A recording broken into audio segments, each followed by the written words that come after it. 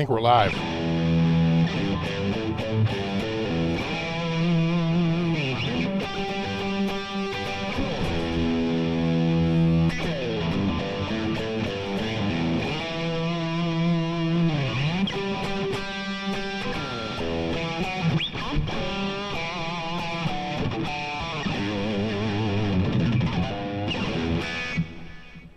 All right. We go. We're waiting on some snow. Should be here tonight and into tomorrow.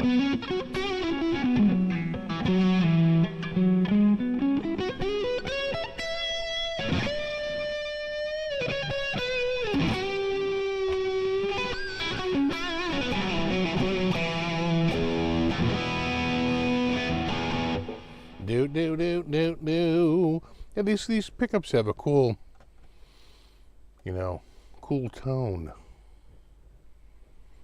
The Goldies. Yeah. What's up? How's it going? Happy Saturday night. Matt says the sound is good, and I believe him. Matt's never known to steer me wrong. Got Strat CPO, we got Trolls, got Deanna, Rob S. Got Eric, Yeti Matzi, Frank C, Steve, John, WJ Cooper, Super Lead 100, James 5150. Look, he's here early. Tony, how's it going, buddy? We got Kaiju Fan, Retro Puffer, Frosted Head, Desert Doug, Jay Shaft, John, Chris, and John. And the rest are here.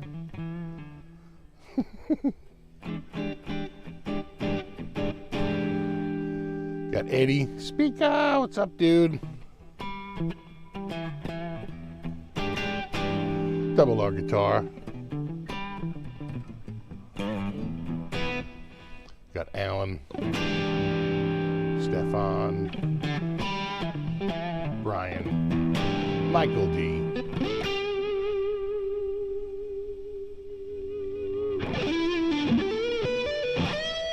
Jeffrey.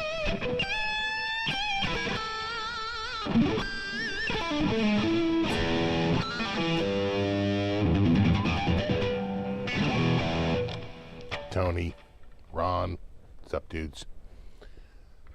And Michael. Replace the broken pin, the shear pins. Yeah, I meant to do that on my father-in-law's system because we got snow on the way. And I didn't make it up there. But I had an electric shovel, but they're just going to shovel. They're like, don't worry about it. It's not going to be that bad. It's going to be fluffy snow, which is why they're all over the place for the depth. Because the fluffy snow is, well, quite frankly, fluffier. There's a lot more air content. So it's lighter, but it's also bigger, right? It's fluffier. Whereas wet snow is more compact. Like literally can be half the height. So they're all like, is it 6? It's going to be 6 inches? Is it going to be 12 inches? They're like, could be. They really seem to be a little perplexed by this one. We'll see. At first they thought I was going to switch over to maybe rain, but now they're thinking it's going to be all snow and fluffy snow because cold air will be locked in place.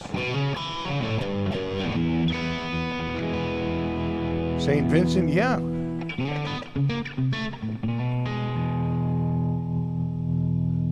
It's for all your tapping riffs.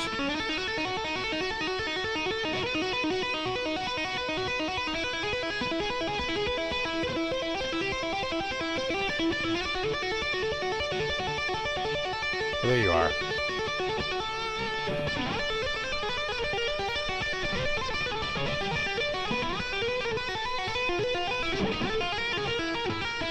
Was it? No, up one more. There and there.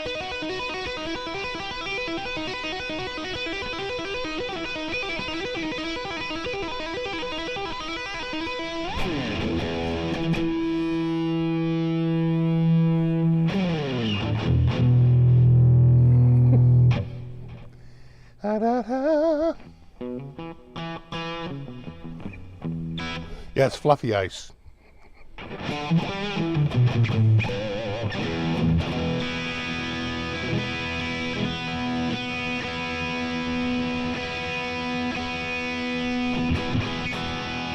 Much better.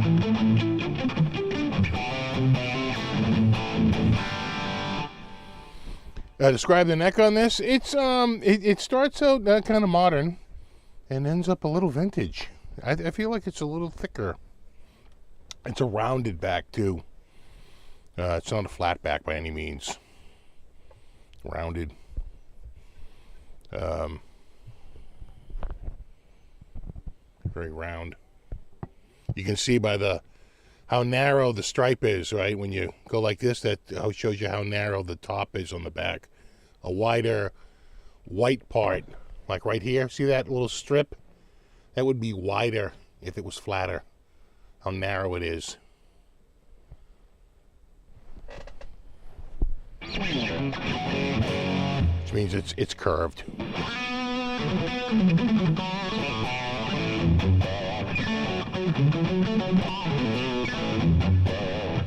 Who else do we got here?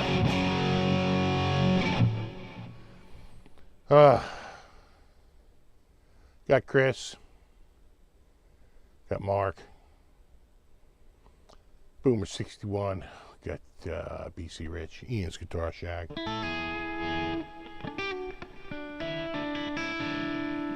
A defective bow tie. Yeah, kind of like it's like a bow tie, isn't it? Yeah. I think it's supposed to be almost like a paper doll dress cutout, like a mannequin.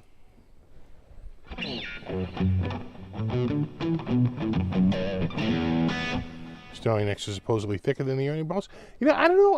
I don't feel like the other Sterlings I've had here were quite as chunky as this. I feel like this is just a touch more. I mean, it just could be variation, and I don't know if it's like the spec or just a little variation in build. But right now, the build variance is so tight with CNCs. But it feels a little thicker than, say, like I think I had a Cutlass here, like the CT50, I think.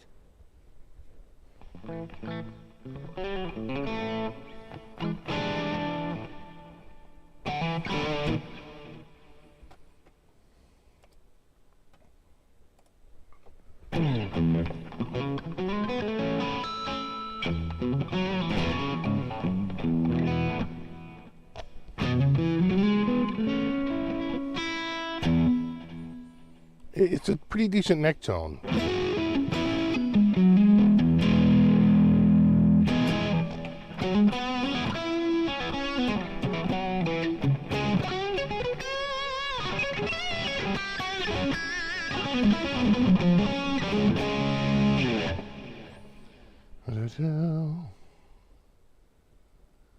Not too many reverse Music Man headstocks out there, right?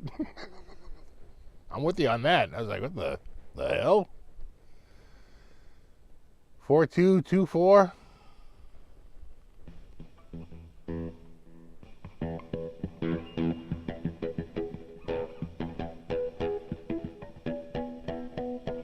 Gotta hand it to Ernie Ball Music Man. They do have a variety of non-traditional shapes. Yeah, absolutely.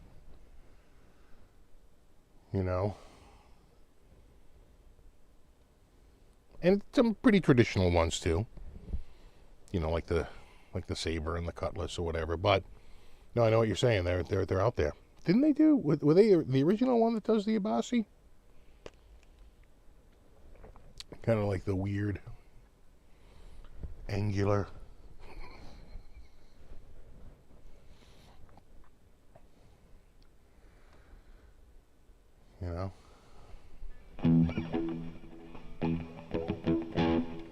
What patch is this? Brit 87.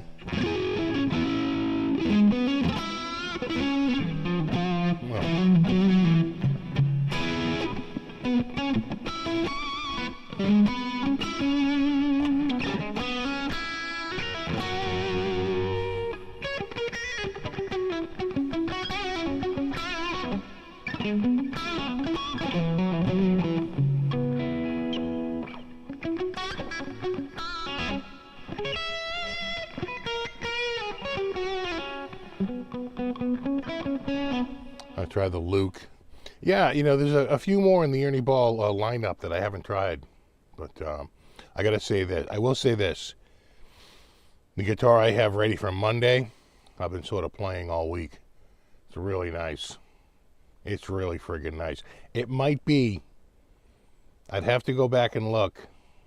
Might be the most expensive guitar for Guitar of the Week so far.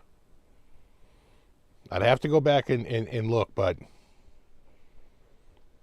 I think it is. I think it is. So, you know, it is of course full with all, you know, the accoutrements that the discerning player would appreciate.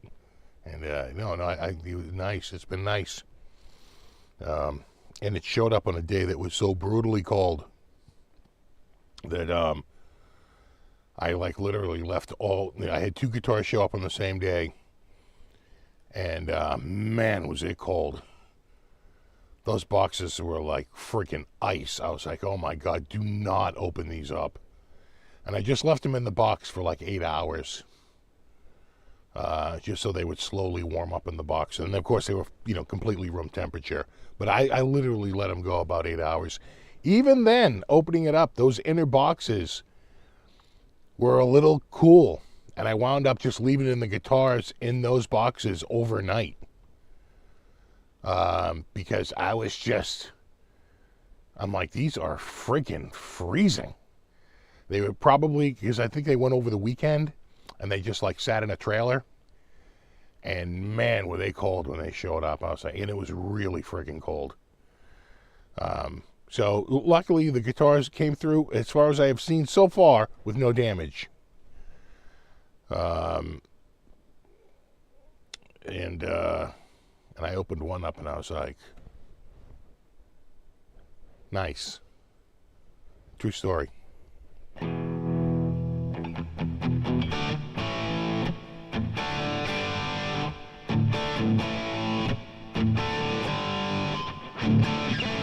What bank is that in? Not SFB last year. No, it's not.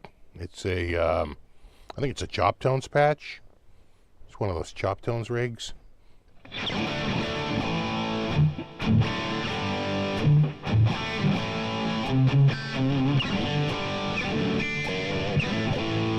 Have I tried a Kaizen yet? I have not.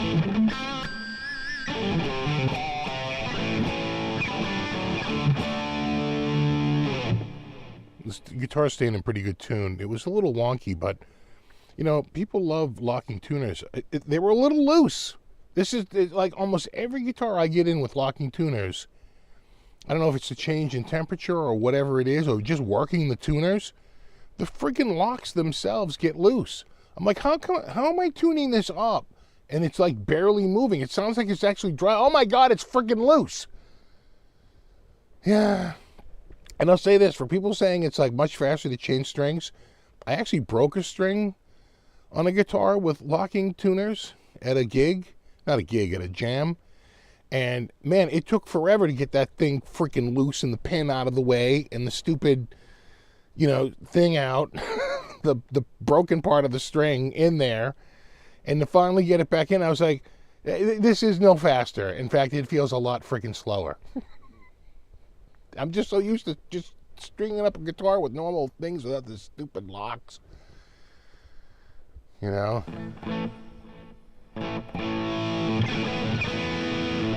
4 to 6. Well, see, they were saying 4 to 6, but now they're saying it's more like 6 to 12, which is a pretty wide range. Again, they don't really know the fluff factor, which will determine, you know, the depth. Like, because the same amount of moisture is just higher when it's a much colder and drier air. There's more air in between the flakes because they're more rigid ice crystals versus, you know, when you have wet, heavy snow that compacts down.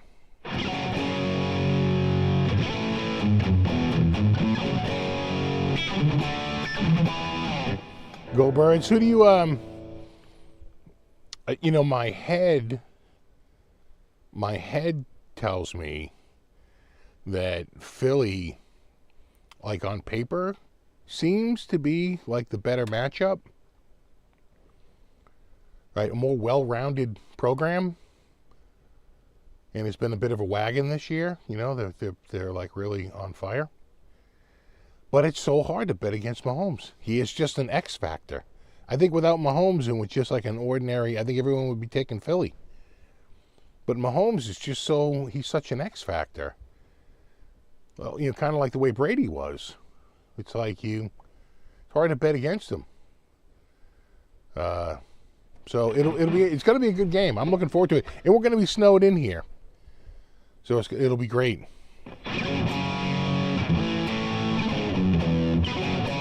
I love modern ratios. Same here. I'm with you, Tom. I really, you know what? I'm already out on 14-1. You're dead to me. I need 18 to 1 or higher. Even 21-1. They're out there. But I think 18-1 is where that needs to be our baseline now. Remember when 8 gigs was cool? Yeah, it's dead. Now 16 is the bare minimum. So, you know, 18-1. Fly, Eagles, fly. Robert Baker, what's up, buddy? Just playing with this awesome shred guitar.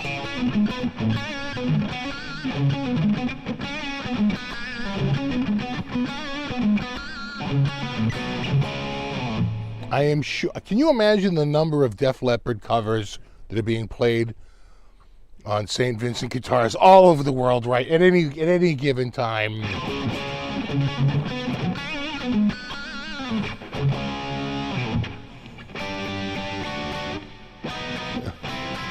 What is it? What is it? I used to know that.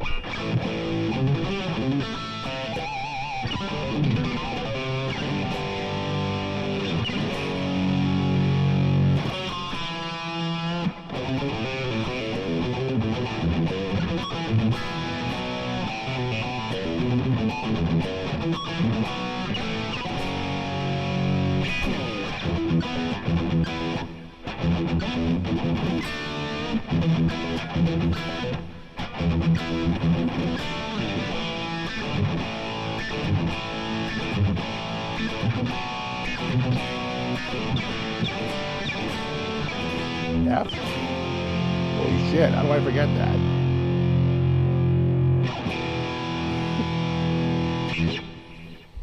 What's it sound like in the room? It sounds like this. Just like that.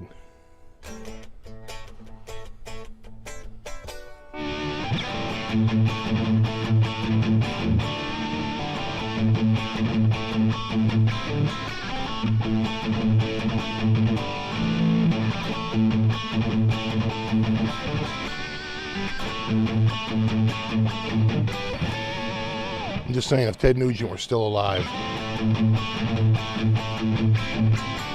he'd probably be playing at St. Vincent.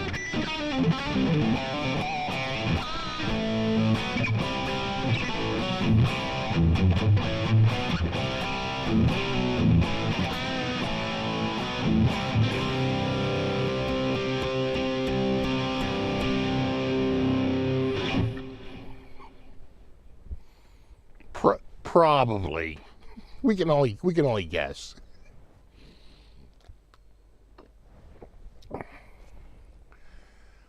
Exactly. One day you're playing metal on a St. Vincent guitar, the next day you're traded to the Lakers for AD.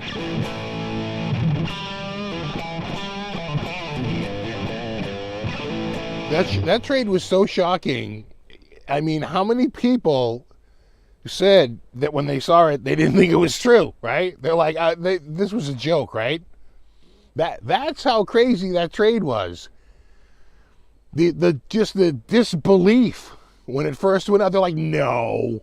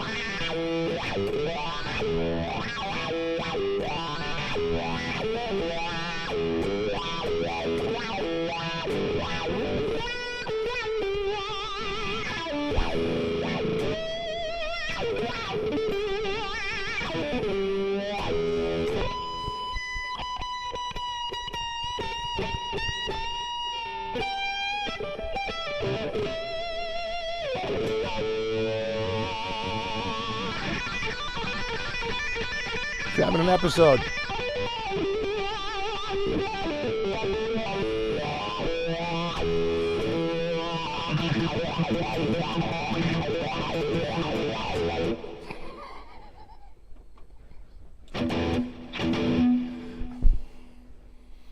The Kirk Hammerization. Ah, I know, right? You 100% thought it was fake, right? You're like, get out of it. No way. What? What? No, Ted Nugent isn't passed. That's a little running joke we have going here. How's the trim on it? You know, I never used it. I don't even know where the bar is. You know what? I didn't even realize it had a trim until I saw the bar in the packaging. I was like, that's a trim?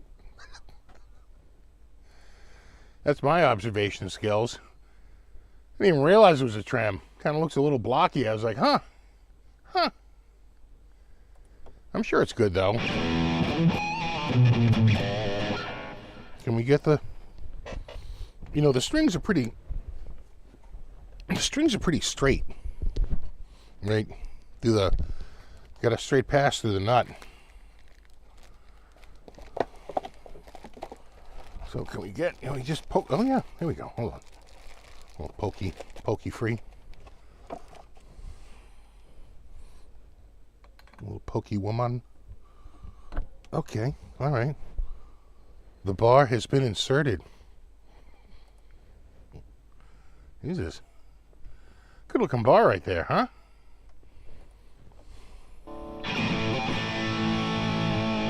Good angle.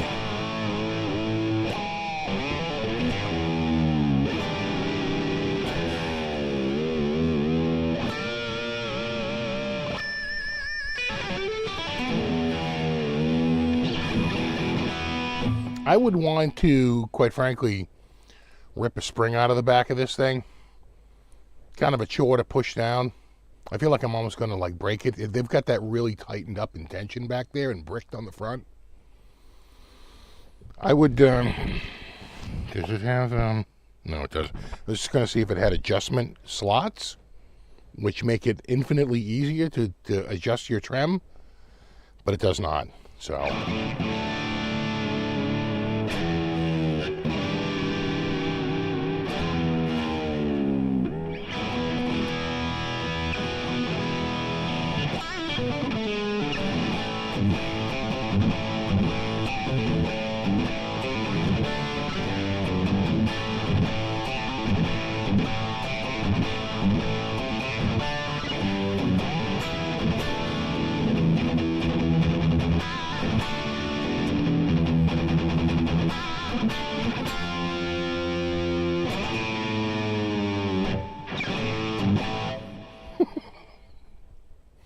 Yeah, it's no Floyd Rose. I'd have to work with it.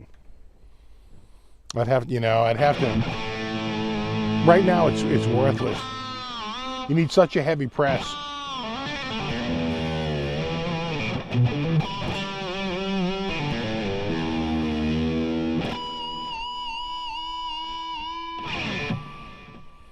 That, yeah. In fact, I'm taking it out to get out of my way.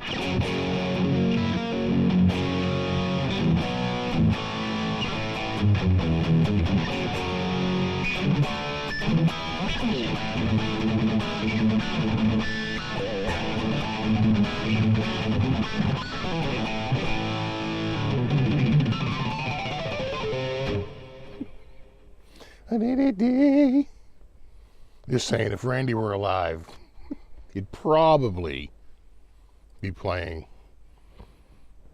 the St. Vincent. This is in the Velveteen.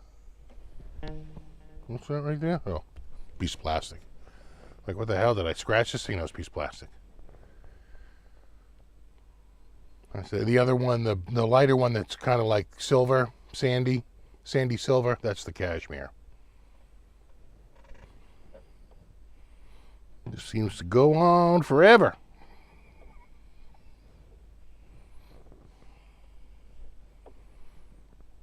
This is huge.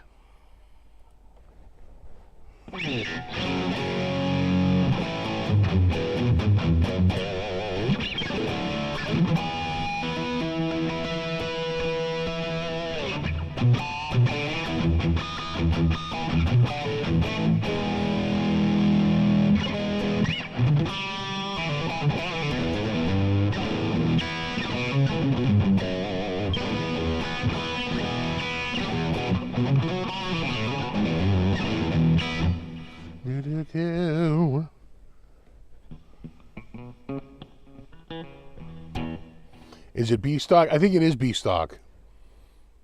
I think this was a blem. I'm 99% sure it was a blem.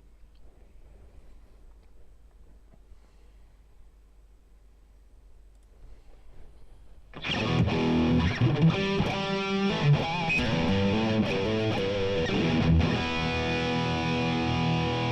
tell you, it's been staying in pretty good tune.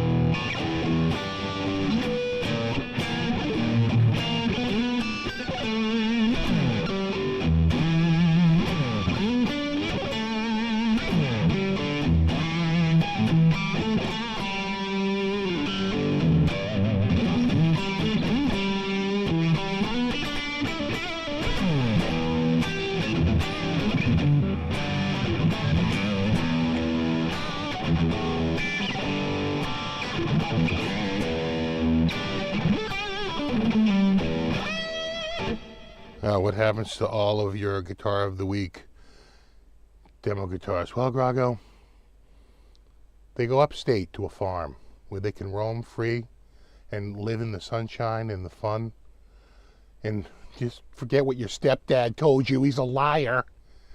They go up and they have a wonderful rest of their life, you know, with the clouds rolling in the hay and the sunshine.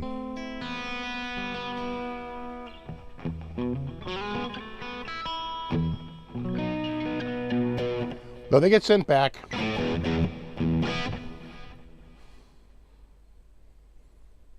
They get sent back, pretty much. I know that's drifting pretty close to an offset. If I do get an offset here, my personal promise to you is to play nothing but 80s hair metal on it. Gonna be nothing but tapping riffs, pinch harmonics, and Def Leppard song after Def Leppard song. Little rat in there, the Twisted Sister.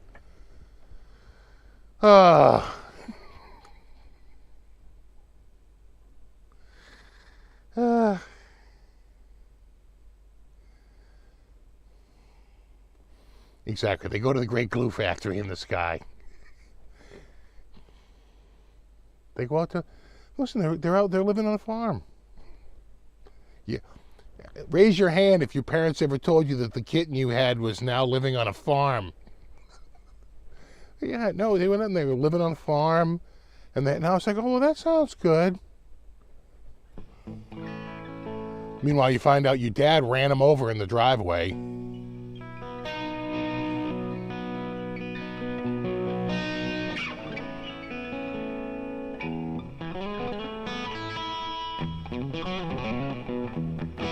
Can that guitar do Slipknot? Actually, no. In fact, they have a list of bands it can't play, and Slipknot is right near the top.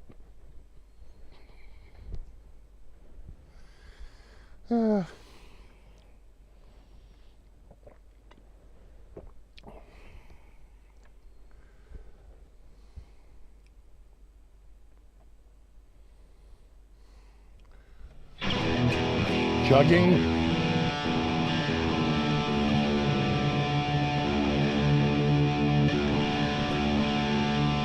You got to detune, because when you tune down, it just says metal.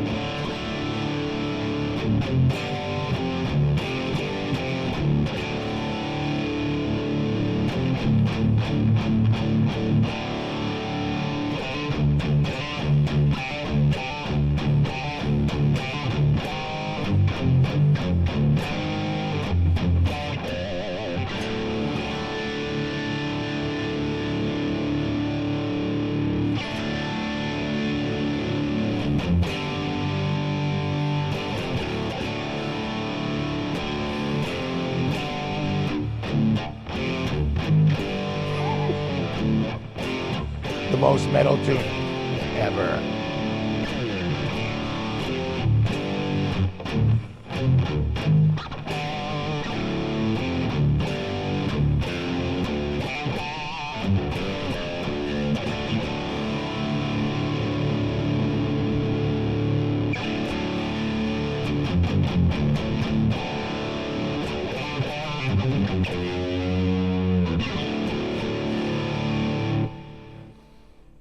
Michael took a pet rabbit to release it into the wild. He didn't. He made rabbit stew, that asshole. I think one of my neighbors had a pet rabbit, and they wound up killing it and eating it.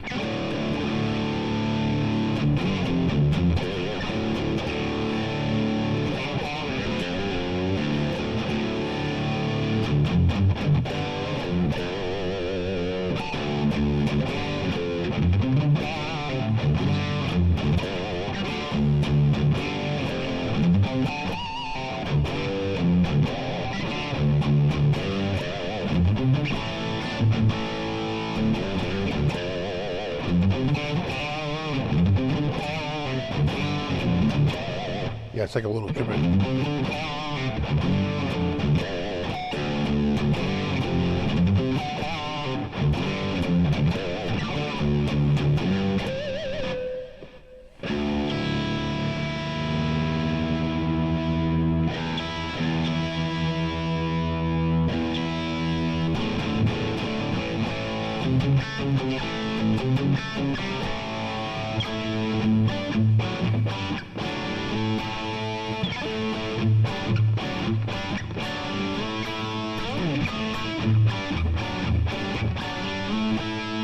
I'm just saying, if Ace was still alive. Probably.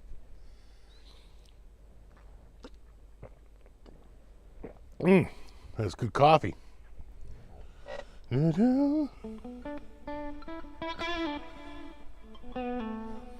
How do they compare to the PRS NF, SEF, NF3s? I feel like these are a little warmer. I thought those NF3s sounded closer to a single coil than these do. I think these are kind of closer to a P90. And they're humbuckers. But got a lot of bass.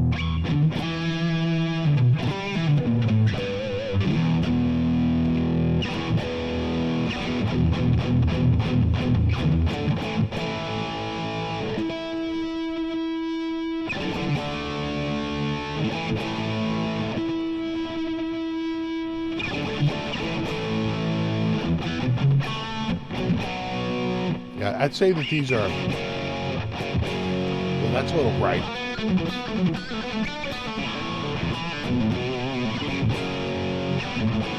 I'd have to get that NF3 back here, but I remember the NF3, I think, being a little brighter.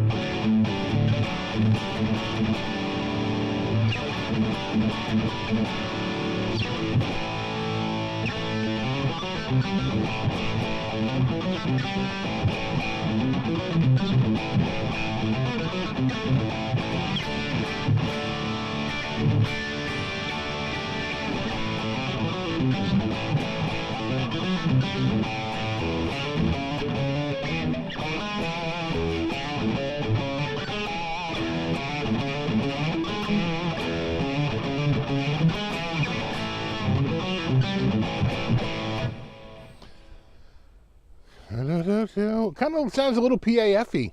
Kind of like a bright, a bright humbucker, which the PAF is.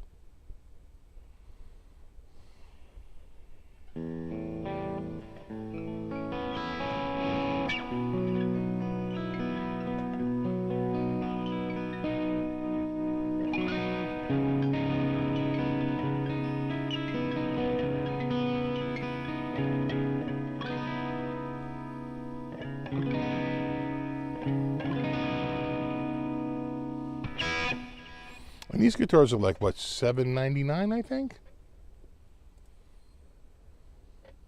Music Man's, the Sterling line is pretty affordable. These aren't like $12.99, $13.99, and more like mid-tier. Yeah, I feel like these are like low end on the mids, like $750. If you want to call what below 700 or below 600, sort of like low end. Mid tiers like 6 through 12, 7 through 15, something like that. I used to say 500, but I don't think you can any longer.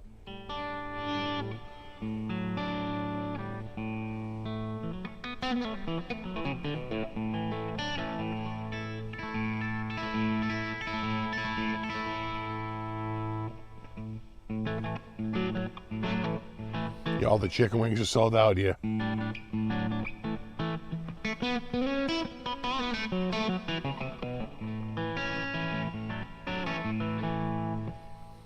My pick of choice, I use the Doorman. Like that. Unfortunately, I don't think he's in business any longer. It's quite a thick pick. Probably the closest to it here might be a Gravity pick. Certainly Hoofschmidt makes similar style picks, but his are actually a little thicker. But it's also an acrylic.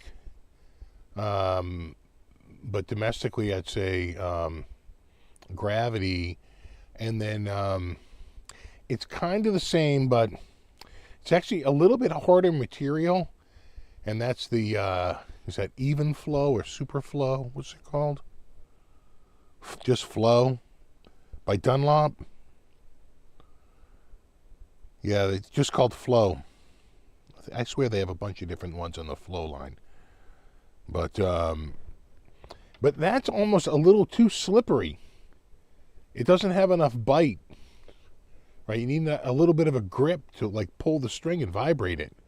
When you don't, it gets a little glassy and it gets chirpy. These are already a little chirpy. You know, here's the...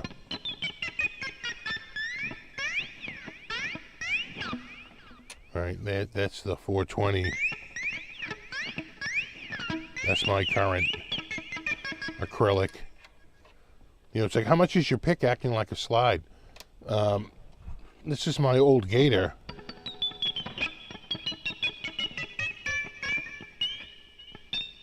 Like it does, but then when I move it, it doesn't...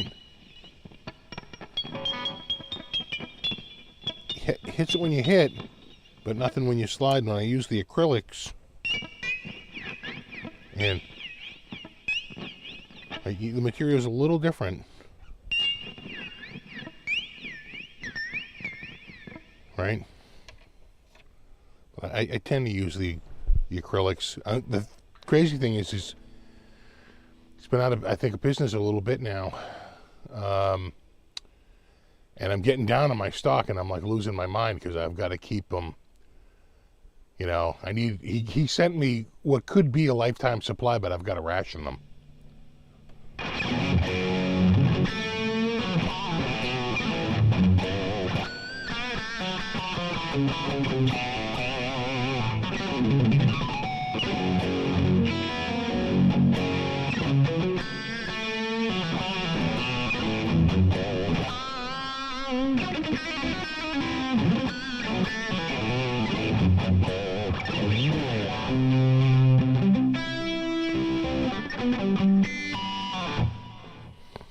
How's Buddy doing? Buddy's doing well.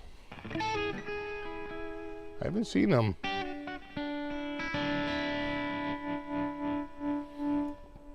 Saturdays are a tough day for Buddy because my son works like all day. In fact, they kind of sprung on him this morning. Instead of a 12-hour shift, not 12 hours, I guess it's a 16-hour shift. Instead of a 16-hour shift, I'm trying to think. Yeah, that would be 12 plus 4. Yeah, that's a 16-hour shift. Instead of doing a 16-hour shift, they were wondering if he would do a 24-hour shift, which means going through the whole night, you know, as an EMT in a snowstorm. And but it needed to be him and whoever he was with, and the guy he was with was like, no freaking way. So he doesn't have to do it. He will be home at like 11. But it's a tough day for Buddy when my son is gone all day like that. You know, it's one thing when he goes to school, you know, he's gone for a few hours, but on Saturdays he's gone, you know, pretty much all the day.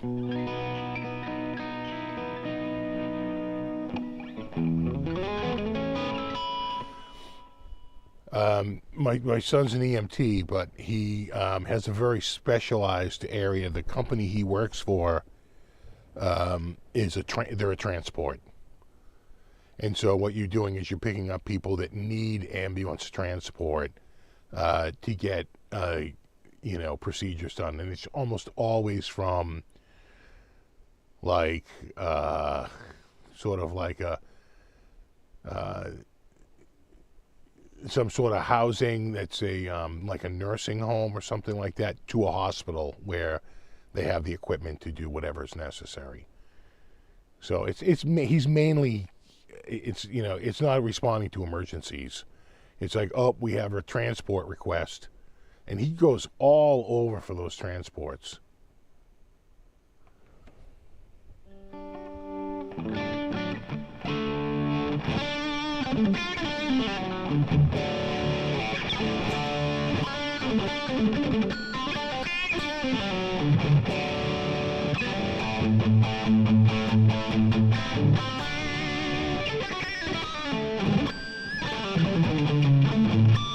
I think his co-worker was like, I want to be awake for the game tomorrow. I don't want to be working 24 hours and like screwing me up to watch the football game. Just because everyone's banging out because there's a snowstorm coming. Don't put me on the friggin' job.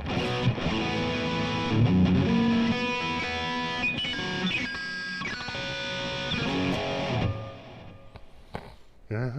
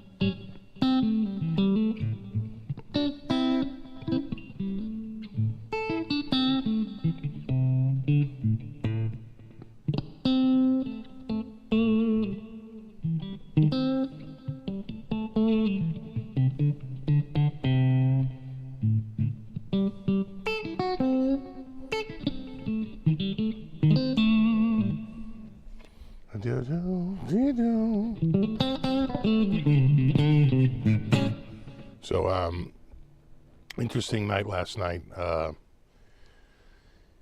My we tend to be three of myself, my wife, and my daughter are all on Samsung. My son's on Apple. And so we got my son a phone when the iPhone 16, came out. Got him a 16 Pro. He hadn't had a phone in like 4 years. I said, all right, I'll get you the phone. And I just updated mine. Got the new S25. The thing is friggin' awesome. But my wife and daughter, they were due for an upgrade, and they're doing a thing where you get the new S25 for free if you trade in. And it had to be a Samsung, but any year, any condition.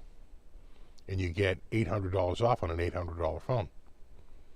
That's like pretty good. So, we went out last night. We had to do a few errands, and then we went to the AT&T store. And we went in there, and this guy's like trying to talk. I'm like, dude, no. And then I pull out, I have two, and I charged them up, and I completely factory reset them. I had two Galaxy S5s that we got in 2015. Remember, we got them right before we went away on April vacation for the kids, and my wife got one, and I think I was on the Note, and they were all in the Galaxy, and the S series, and I was on the Note series, and we found them, and I charged them up, and I reset them, and I'm like, yeah, here you go, I got a couple of Galaxy S5s, and if you go and you look at their terms of service, which I did before I went in there, it's listed. They list all the phones that are acceptable in the Galaxy S5 and the S4 and the S3 because they say any year, any condition. Okay. So I go through and I do everything, and I know that they're going to accept it because I've already done it online. I go there. He goes back in the back, comes out. He goes, yeah, we don't have those in stock. And my wife's looking at me like he is so checked out on you. He's like, no, you're not getting my Galaxy. I'm holding on. Go through the website. Go through the website because they're an official AT&T store. They're supposed to honor the online stuff. And he basically came on and said, yeah, I'm out of stock. Because I asked him before, I go, you got them in stock? He goes, hey, yeah, we got them. And then when I pulled out the S5s, I said, yeah, these are I'm trading in. He's like, what year are these? I'm like, 2015, I don't know. Any year, any condition, bro. And he's like, yeah, but you have to be like next up. I'm like, no, you don't. And then he's like, well, maybe you have to do that. I said, no, I don't. And then he was like, hold on. He goes in the back, he goes, yeah, we're out of stock on those. I'm like, okay. My wife was like, oh, man, I was like, friggin' please. So,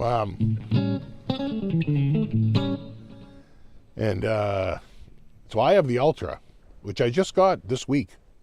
It showed up a couple days ago, on like Monday or Tuesday. And, but I get mine through Google Fi. That was half price. And to get half price, no trade-in. And I only have to stay on the service for 120 days to get that price. And I have no plans on quitting the service. I actually like the service a lot. So it's like one of the best deals you can get out there. The least amount you have to give up for the most you get back in like rewards. And, we wound up coming back. So we wound up leaving. He pretty much was like, yeah, I don't have those. So we wound up leaving there. We went over to the Yard House and had dinner, which was pretty good. And then we left there, and that Too Good To Go app, we had actually set it up for Panera, which was like right across the street in the parking lot right there. It's one of those ones that's in the... Panera has moved into the parking lot and of a lot of like strip malls. And so we went there, and my wife went in to get it. When she came out, she had these two big bags. And she goes, he was like loading me up. But then the manager came out and was like, oh, wait, hold up on that. And like gave us like just a few other things. She put the kibosh right on it. She goes, if she didn't come out, he was basically going to just load us up with every pastry he had over there. And it was like, oh, okay. So we still made out. My God, they totally loaded us up with stuff. It had to be I think it cost us $12. It had to be friggin' with Starbucks prices, $100 worth of food. I think that one bag had a dozen bagels in it. So,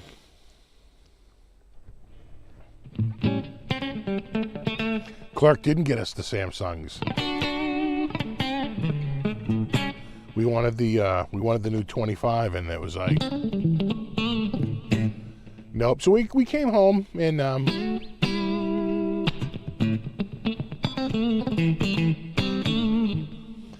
we were able to order them right up. In fact, they already shipped. They're going to be here like Monday or Tuesday. But yeah, no, that it was funny at Panera. My wife was like, "Well, it was going great until the manager came out," and she was like, "Oh, wait, hold up." In fact, we've dropped a few places just because their bags, what you get from them just kind of sucks. It's just not that good. And some places are amazing. It just depends on where you go. The Jamaican place is friggin' amazing. They load you up with 2 massive plates. Each one of those plates, if you went there and bought that as a plate, it would be $15, $18 for a large meal like that, And we're getting 2 of them for $12. $6 each. So, it's the value. It does kind of ruin your expectations of how much you get for how much money you put out there. Although I will say this, I usually don't talk about price increases, but damn, the last time we went to go get eggs, they were through the frickin' roof. Like, just like, it feels like just in the last couple of weeks, there's been a crazy run up in price because we balked at it at, I want to say Aldi or something, just really quickly, like, no, or it might have been the Big Y. We're like, oh, this is ridiculous. We wound up going to Costco, which was cheaper without a doubt. But still, man, they're up there. I think it's the bird flu or something.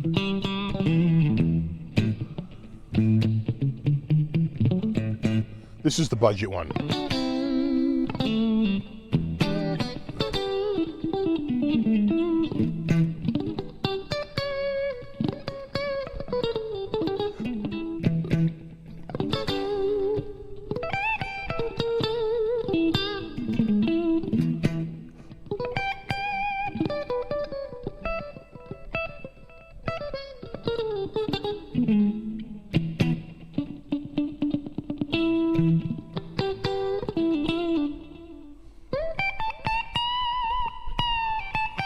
I'll tell you, last night we went out to the Yard House for dinner, and it was a relative bargain.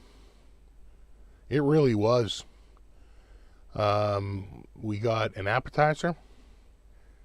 We each got an alcoholic drink. My wife got a cocktail, which, those are pricier items on the menu versus getting like an iced tea or lemonade, right? You get an alcoholic drink. It's just right. Everything, you get an appetizer.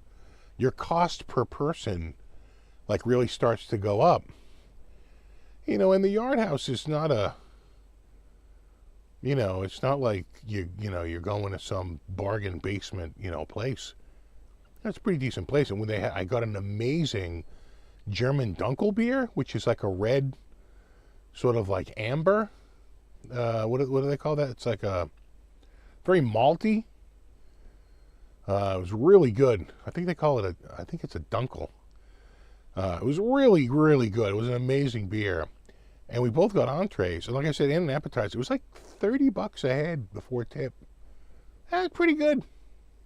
That's pretty good for 2 people on a night out. And I got the jambalaya, and I tell you, it was freaking awesome. In fact, I had it last night, but of course I had the appetizer, so I filled up pretty quickly. I brought it home. I had some for lunch. I had a little bit before I came on here. I have about, at least another meal of it left. So it was quite a portion, enough that I can get like a few meals out of it.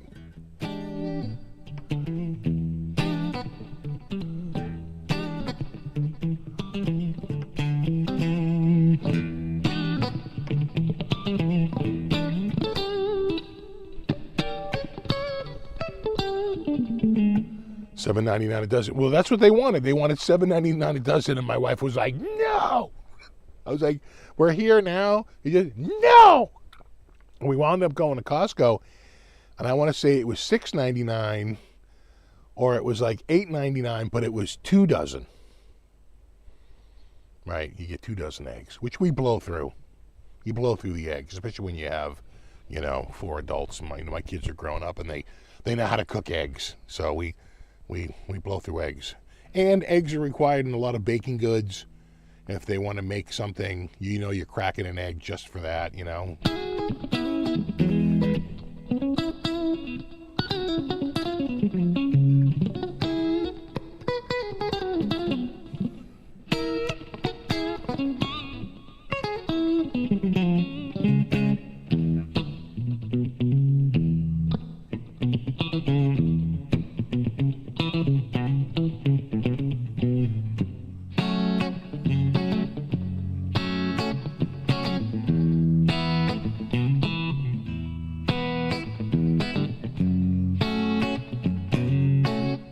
Eggs are only $5.46 a dozen. I think we paid less than that at Costco, but I think we had to get 2 dozen.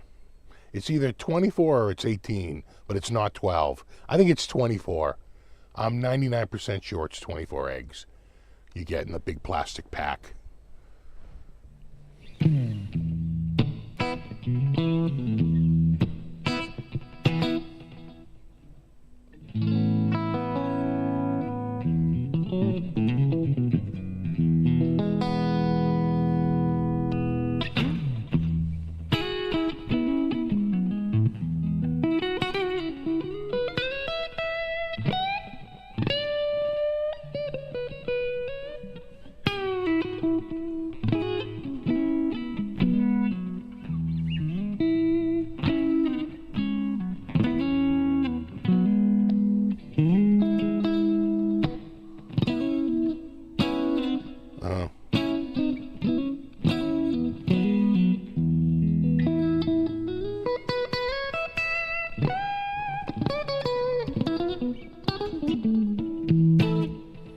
And a friend of mine said, and I don't know, I haven't seen it yet, so I don't know, but he was complaining that the price on his motherboard he was getting just shot up from like $1,400 to $1,700. I'm like, well, 1,400 motherboard sounds kind of pricey, but he's saying that it's he's swearing it's the tariffs. And that, even though the stock is on hand, they're raising prices because it's the replacement cost, which my bosses used to do at the music store. When they would get an updated price list from Ibanez, they would go out and change all the prices right then. I'm like, yeah, but you bought it under the old price list. They're like, yeah, but it's the replacement cost. I have to earn that much more to buy a new one and put it back out on the floor. I'm like, I guess.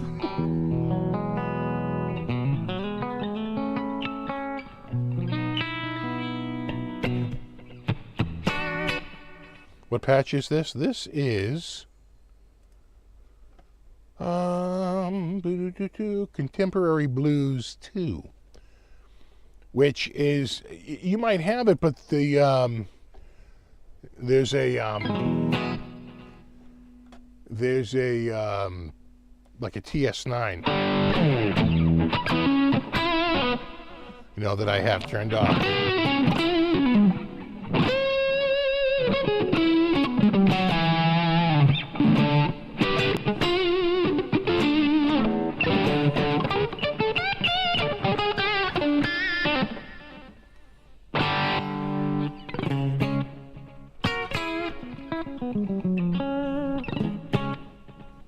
I just leave it with the TS9 off.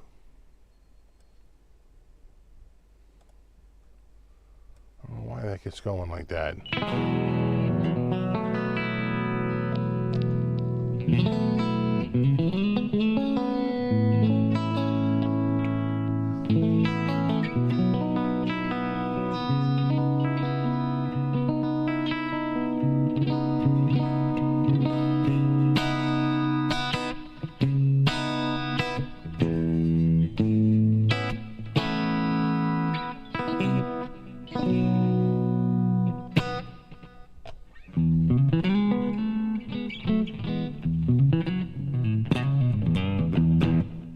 determines sale prices or whale and deal prices determine market. Basically, it really just comes down to, like it always has, sort of like supply and demand. But what we know is that demand is a function of a price. It just is. And supply is there's a function of cost. And so they're butting heads, right? Because it's costing you so much to produce it, but people are only willing so much to pay for it, or there are substitutes in the market, right? And then it depends on how you define markets. So really, there's 4 types of markets: a monopoly and oligopoly, monopolistic competition, and then pure competition. The 2 bookends, there's very little, right? The monopoly and the pure competition. Actually, very few players in those fields. Because in order for it to be truly pure competition, the product has to be fungible, and there's only one fungible product that we know of in the world, and that's money. Even like you say, well, water, but no, because like I filter the water, I add minerals to the water, my water is better. You can't say that about money. Money is money is money. So, right, as long as we're not talking about some collectible value and we're just talking about currency, that's the only fungible product really on the market. Even eggs, we were just talking about eggs. My chickens are happier than their chickens. My eggs are better than their eggs. They have a better diet. There's all these ways, because you want to be in that sweet spot, which is tier number 3, monopolistic competition, which is you have you're a competitor, so you don't get all the blowback of being an oligopoly or a monopoly. But you have some monopolistic component, usually a trademark, a patent, copyright, to your, right, where the government will come in and enforce your monopoly. And so that's where everybody wants to be. You can go to anybody for a guitar, but you can only go to Gibson for a Gibson guitar, right? So we have a monopoly on Gibson guitars, but we don't have a monopoly on the guitar market. But then they try to push the limit. We have a monopoly on this look. We have a monopoly on... You just insert anything here that they could possibly get a monopoly on, and they want that. Because they want to say, no, we're not a monopoly. We just have a monopoly component to our, right? We have a patent. We have something that gives us a monopoly. A government-enforced monopoly, never forget that. You can take them to court and get it enforced. That's the sweet spot. That's where pretty much everyone wants to be.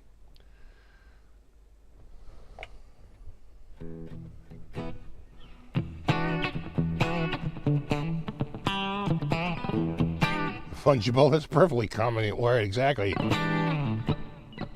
Well, it embiggens even the smallest.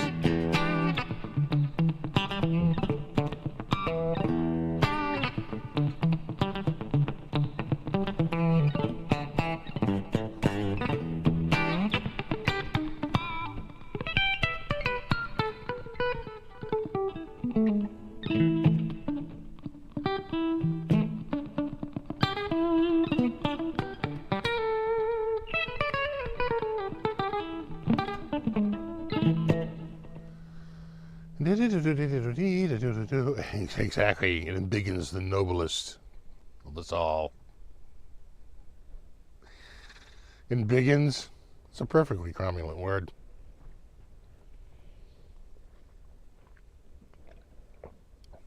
What am I hearing? Walking or scratching? I think walking.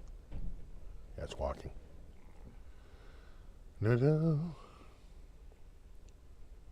is good. It's good coffee. This is they call it Kirkland, but I swear it's Starbucks.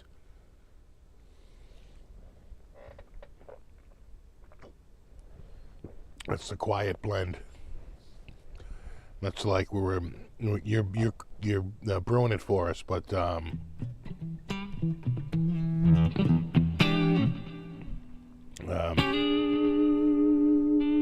you can't. You're not licensed to use the Starbucks to sell it.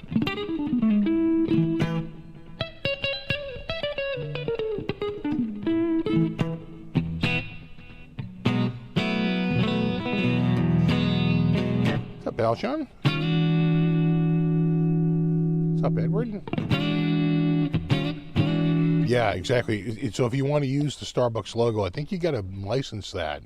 You know, say brewed by Starbucks. But Starbucks is all too happy to brew coffee, roast beans for other people. But it's like, what tier do you want? Do you want to be able to say this was roasted by Starbucks, or,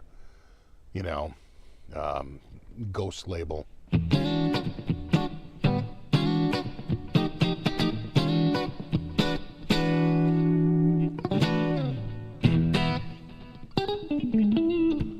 Burnt? No way. French roast, man. French roast. French fries. French dressing.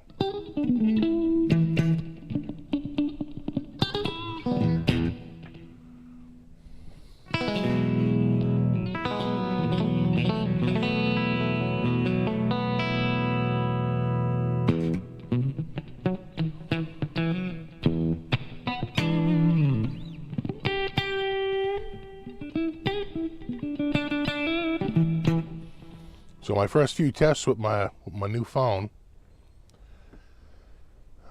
which I actually got a couple of days before it was technically released. I got it on Tuesday and it didn't come out until today. So it was nice. They shipped it to me a little early. One of the first things I noticed is they have a new ultra wide sensor, and my God, it's so much better. I went around and shot some video with it. I'm like, man, that is nice. That is crisp, and it's the low light performance just smokes the old one, and it's really good. Just across the board, the camera is pretty freaking smoking.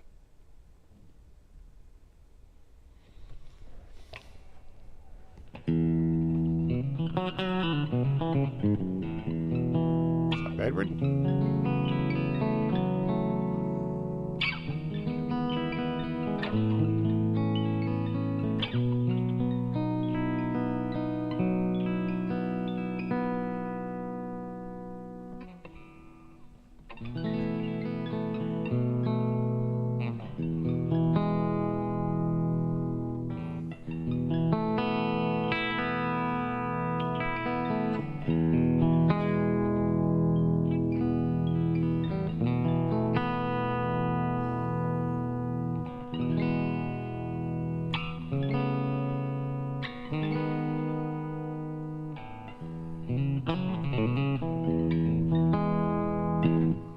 Yes, the S25 Ultra. The new Ultra. It's pretty hot. The crazy thing is like the biggest feature this year is all the AI, and I just turned all that shit off. I'm like, I don't want your AI crap. Like, let us summarize the day. I'm like, how about no? Like, we want to go through and like look at all them. Like, nope, uninstall, turn off, disable. I went through and shut all that shit down. No, I need to get to like 2 or 3 apps and the camera and texting, and occasionally the phone. That's about it.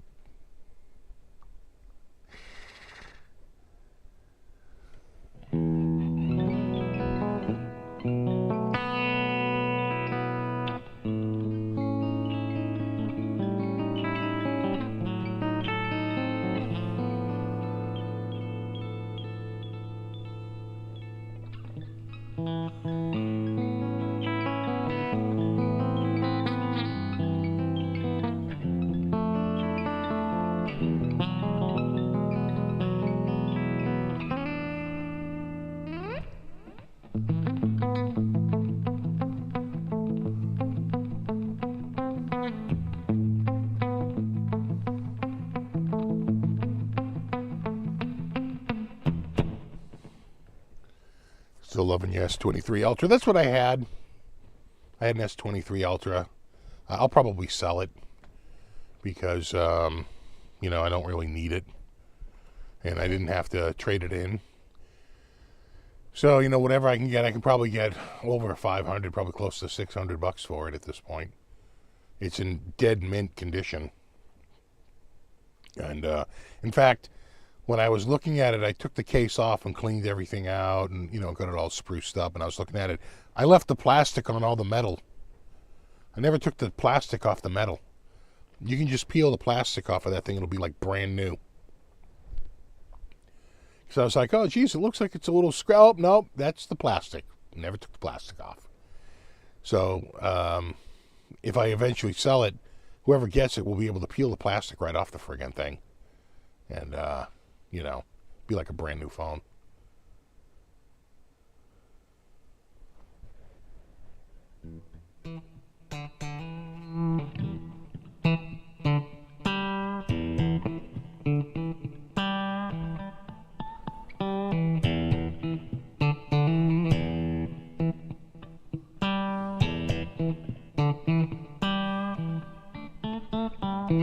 Add a dimension chorus? Do I have? I think I have a dimension chorus. Hold on. Oh, God, that's right. I have this. Well, maybe they'll fix that in THU too. I'm not holding my breath. Where would that be? Oh, yeah, it'd be over here. Scrolling. Got to do my scrolling. Scrolling. Yeah, there's a dimension. I think we put it in front. No, I think we go on the other side.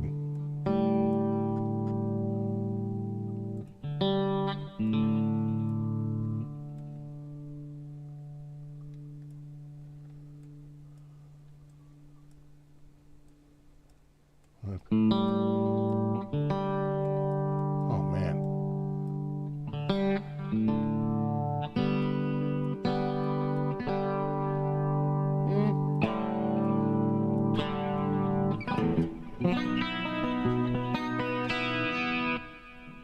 Not really hearing it.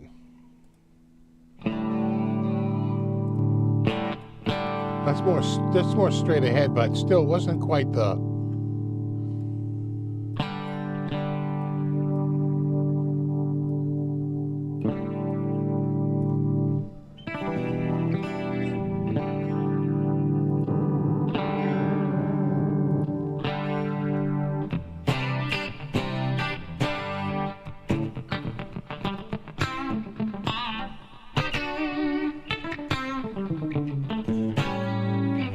That's not bad.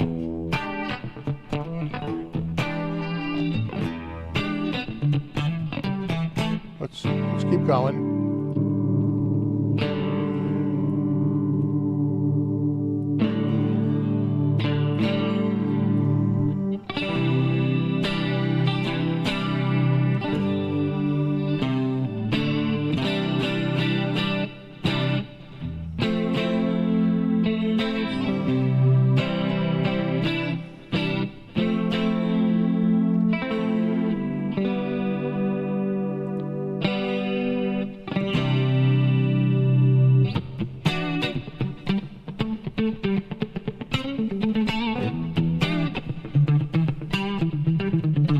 That's the wave chorus. I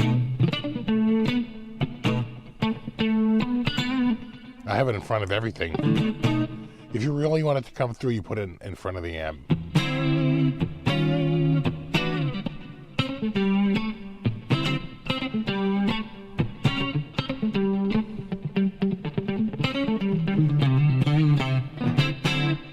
Not bad. So far, I think the wave chorus has been symphonic. Not quite as strong. That sounds like an SPX 90. That's kind of interesting.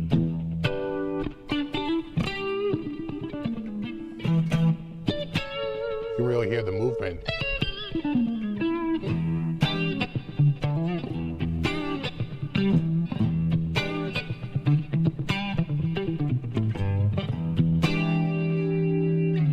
That's the deep chorus.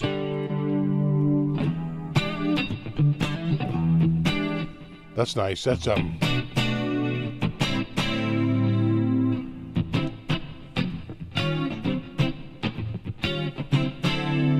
I think that's the Mod 3000.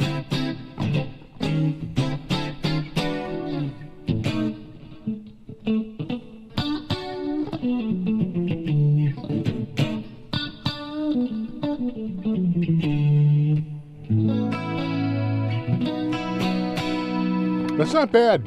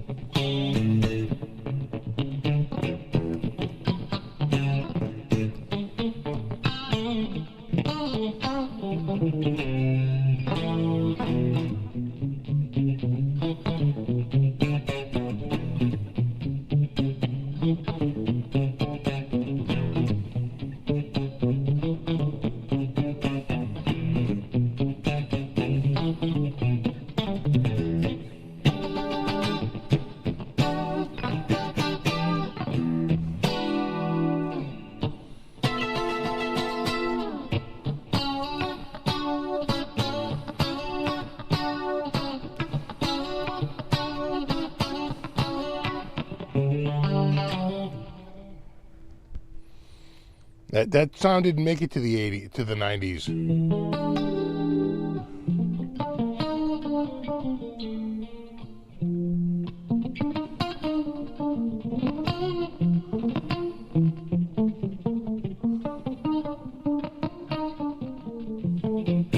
Snow started near Albany. Okay. Well, I'm not seeing anything here.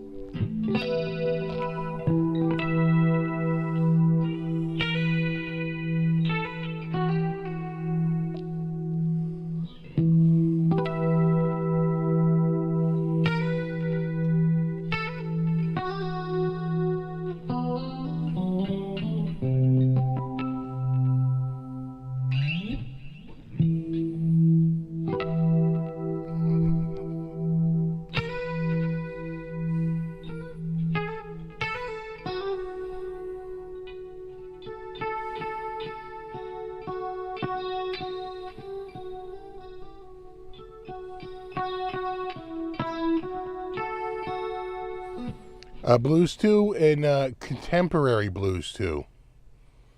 It's in my patch bank. I think it's in the 60s, but don't quote me on that. But I think I'm pretty sure it's in the 60s. There's a contemporary blues and the contemporary blues 2. I think contemporary blues is in like the teens or the 20s. Contemporary blues 2 is up in the 60s.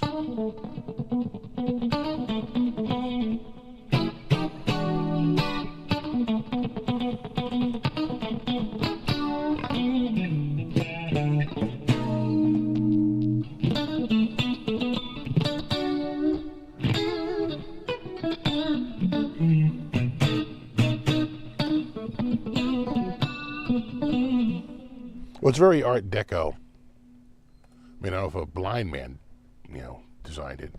It could have been a blind woman.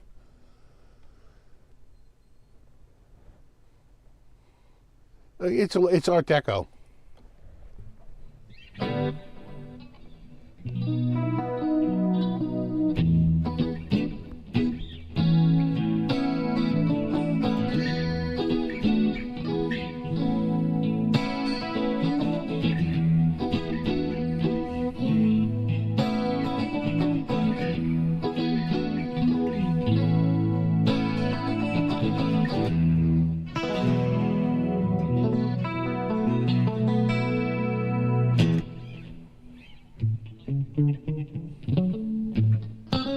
I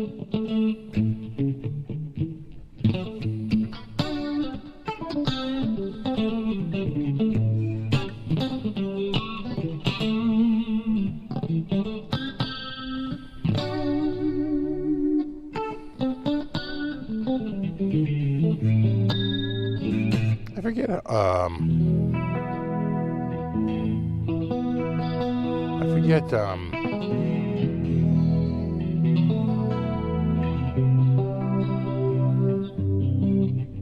Alone Again.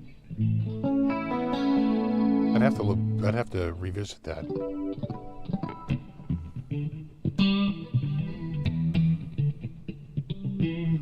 Check out D'Angelico guitars. Yeah, we used to carry them, I think, at the music store years ago. And they've been all over the place. Right? I think they've been sold a few times.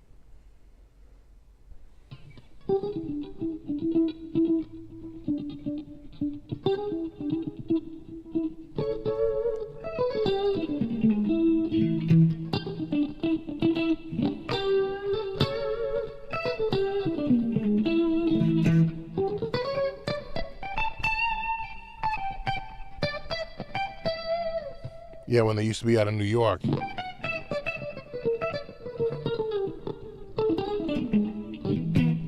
And what was the other one? There was D'Angelico and then D'Aquisto? One of them sold to Fender. And it's how I got my Gem.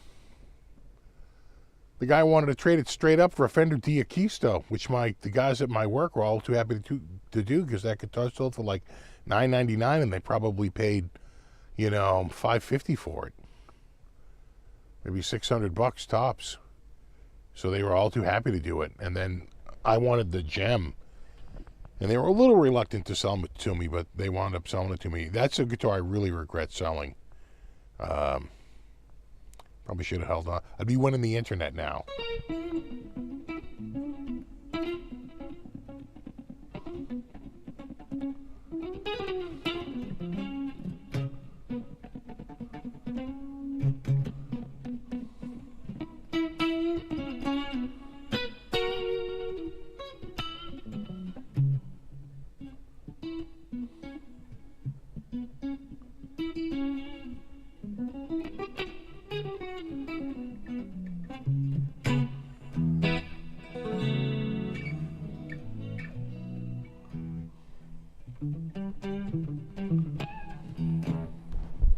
That's nice.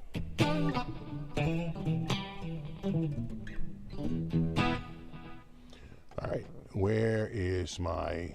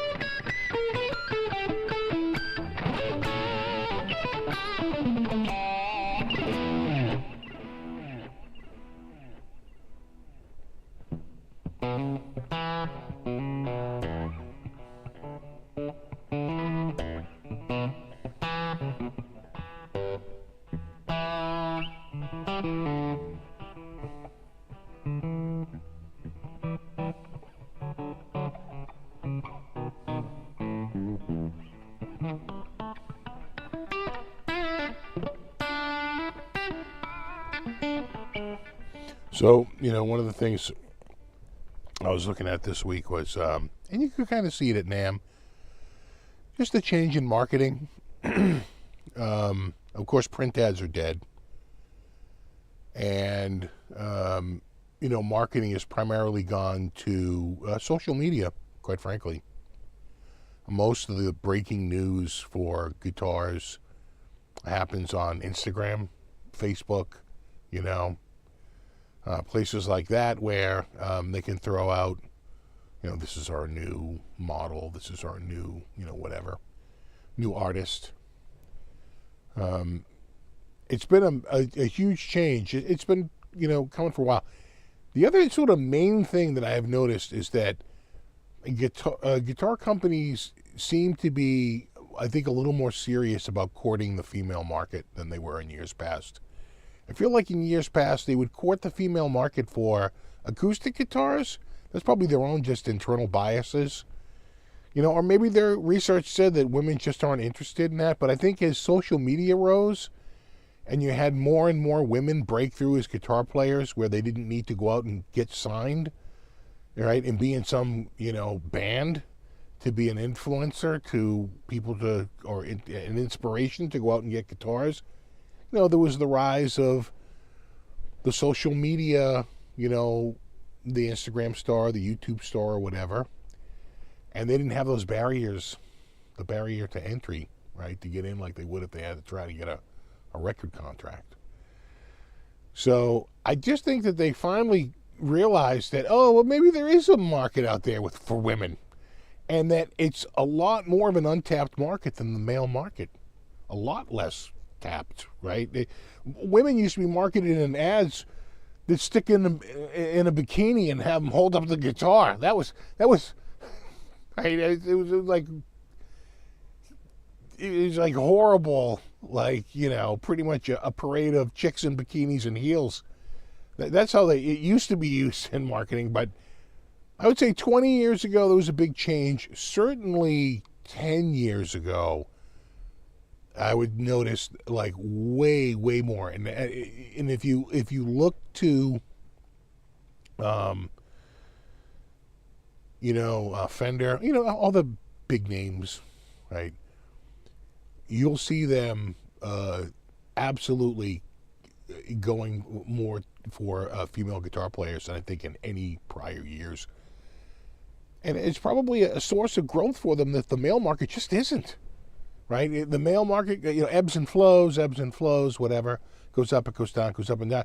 I think they see a lot more upside. Plus, you have a superstar like Taylor Swift, but she's acoustic. But it doesn't matter. At least it's an instrument. At least it's a popular person out there, playing the guitar. But yeah, I know. I've definitely noticed, that, and it's probably a smart move. They're like, hey, maybe there is money. Maybe there's gold in them there fields, right? Right, fields of gold. We're missing out here. So I think that it's been sort of disastrous in the past. I think they're better at it now. It used to be like, you want a guitar with like a kitten on it? And it's like, no. What do you want, a pink guitar? It's pink, right? You want a pink one? Plus they're worried about, you don't want to be, for some dudes, just even women playing guitar becomes a threat to them. So you don't want to anger the guy market, but I think they've just done a better job picking up people like Sophie Lloyd, right? And these young people who have some chops. There's some decent players out there, and focusing on that market. And I think it's been I think it's been a focus for at least 10 years now. It probably started about 20, but really the last 10 years, as the rise of social media, they're like, okay, maybe we're wrong about that. A lot of females playing Jackson these days. It's like they don't want to pigeonhole it that like we're a boy's guitar or we're a girl's guitar. They're trying to remain, like a wide open field. But, the bottom line is I think that companies are looking at, how much of the male market do we have locked up? And it's probably, are we saturated there? Is it like pretty much we're going to see just ebbs and flows and no giant growth, at any time other than when something like, a video game comes out that spurs it, or a pandemic as people are forced indoors. These are outside, environmental pressures that, put more demand, right, on the market. Like, unless you have something like that going on, you gotta try and create demand. And one of the ways you do it is you make it relatable and attainable, right? That, here's someone else, situated like you, and they're doing it. They're playing guitar. They're seemingly enjoying it and having fun. It's something you could do as well. And okay, all right. So, and I would say that the chops for women, people like like Nita Strauss, Orianthi, Sophie Lloyd, right? It's just gotten a lot better than as the years have gone on. I think it was a little bit of a novelty for a bit, right? Especially a metal guitar player, a female metal guitar player. But now they're as dead serious as any guy player, and they've got the chops. It's it's no longer, the novelty's worn off. Now you've got to prove yourself and actually be a really decent player, and they are. They're freaking good. There's some players out there without a doubt. Larry Basillo, that's the other person I couldn't think of. Larry, God, what an amazing player. She's totally. I've seen her at NAMM show a couple of times playing. Real badass, man. Really good. And so again, now you have a role model you can look up to and say, well, maybe it is, Annie Clark, I think, the signature artist for this guitar, I feel is more of a songwriter and a singer-songwriter than some guitar player that's known for her amazing guitar chops. I think she's known more for her singing and her songwriting. It's a different thing versus Larry Basillo, or Orianthi, who's an amazing guitar player.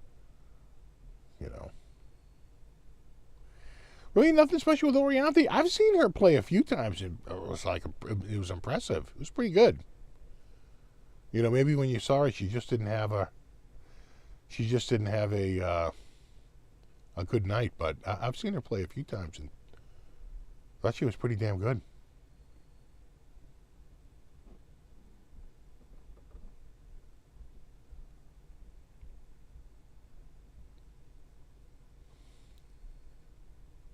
Yeah, Daisy Rock. Again, that's how they used to do this. What do you want, a star for a headstock? It's well, I'm not 12. No. But that's what it is. It's it's almost like a little,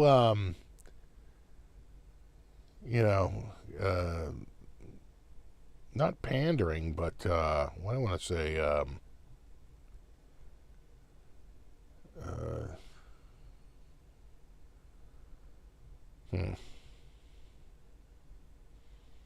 It comes from sort of a negative space.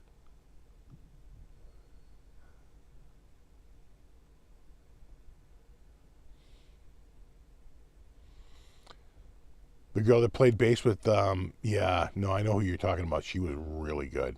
And there was a girl who was just at the NAMM show who was on bass, absolutely killing it.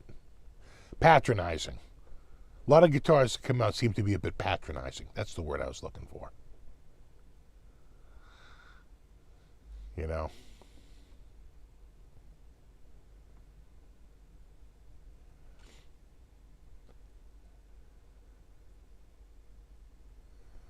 Gretchen Menn. Okay. I don't think I know her. Tal Winkenfeld, that's her name. Tal. Yeah, amazing bass player.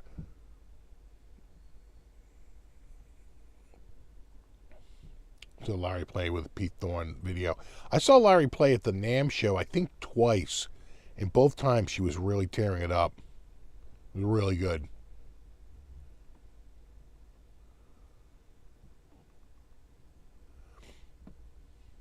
Yeah, Tal Winkenfeld. She's a bassist that played with Beck, right? Jeff Beck.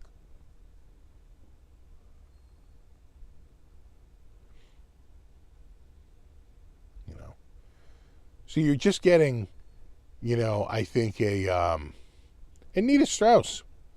You're getting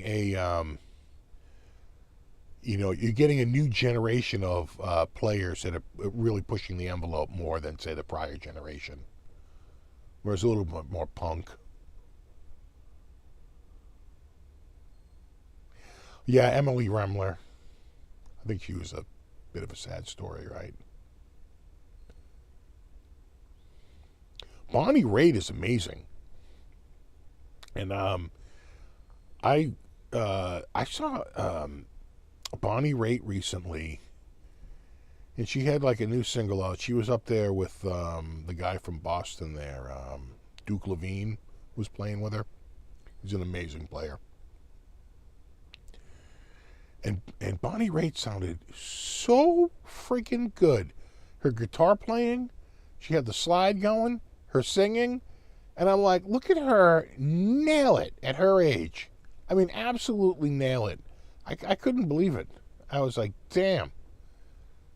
She's kept it together.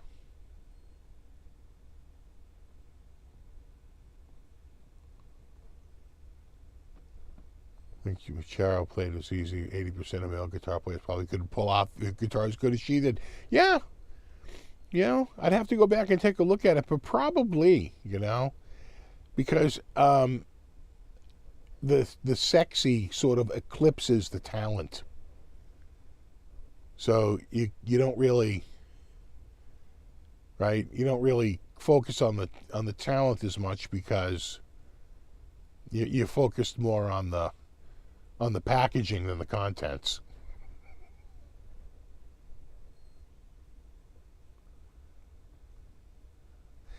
Yeah, Nancy Wilson, she was on Stern recently, and I thought she sounded real good. And there's a great clip of her doing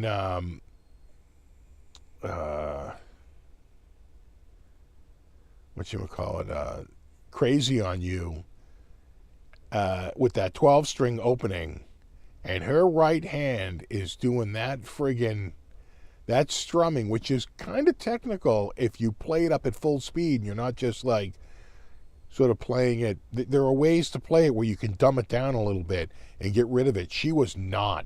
She was nailing it, and I was like, oh my God. People in the comments were like, oh my God, she is like killing it. I'm like, she really is. You sound really freaking good. So I just think that I've noticed, like, oh Jesus, my foot. Hold on. I have just noticed in the last, probably 10 years for sure, a push. It's like, why not see if you can get a, because every company wants to grow year to year, even though it feels like that's impossible. That's what they want. Constant growth.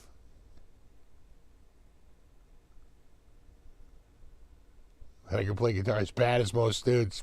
Probably.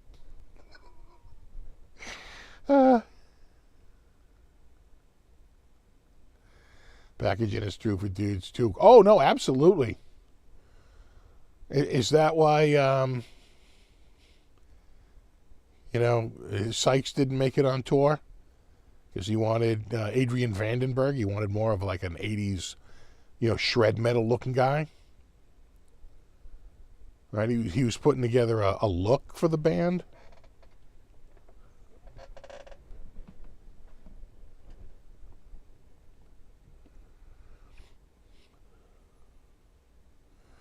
Yvette Young? I don't know her. I'll have to look that up.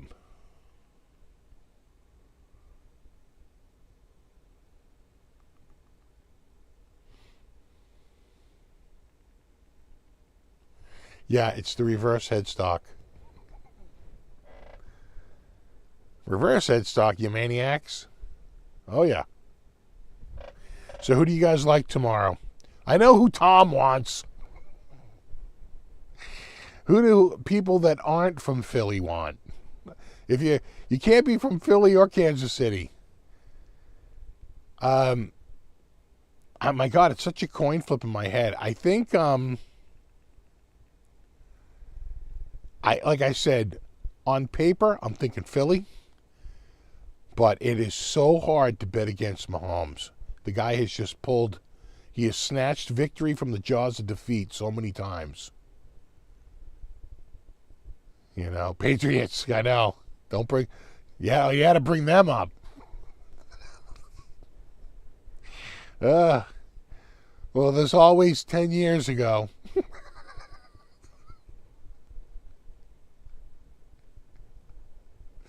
Giants, yeah.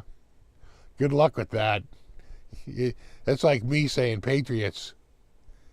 We're probably on an 8-year plan. Neither, but Philly has better defense. I think you're right. I think just in general, like if you had to compare, like if you were comparing CPUs, right? There's one that's clearly, I think, got a little bit more all-around power. Single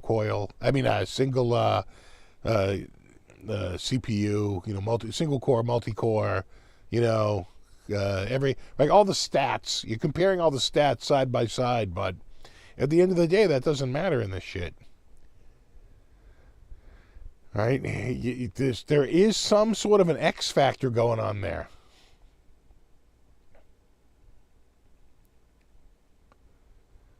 What are you guys going to have for food? It's going to be snowy here, so we have to like really think of what are we going to do here? One crazy thing, my friends who are from like the Southwest area, there's a Dave's Hot Chicken in Newton. There's a Dave's Hot Chicken in Braintree, yeah, on the way to the Massport bus station, right, for Massport. And then we just drove by it yesterday when we were down at that AT&T store. They're opening one in Dedham, which is awesome. You can go to Dave's Hot Chicken without having to drive all. The Newton one sucks because it's such a hard, so busy over there. It's always very jammed. The Braintree one can be a little bit better, but that's no bargain either because you're going to drive down the highway for a while. The Dedham one would be awesome. So, gonna love the Dave's Hot Chicken.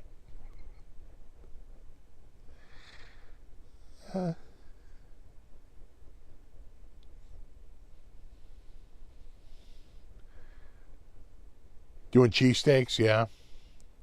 Wings and cheesesteaks, yeah.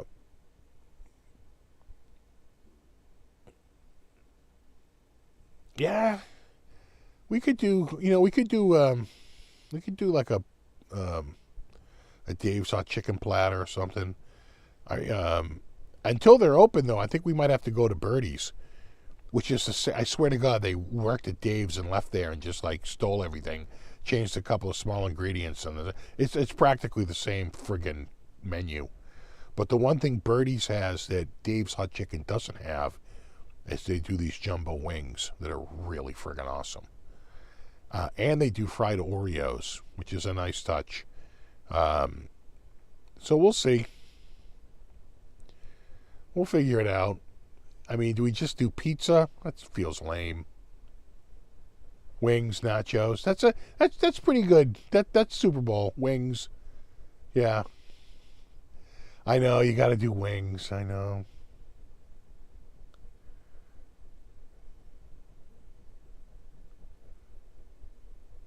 Might be making awesome potato skins. Potato skins are a friggin' fantastic football snack. Friggin' amazing. I'm with you. Yeah, no. Potato skins. 2 thumbs way up on that. Love that. I think I'm going to do a nice salad. Like a potato salad?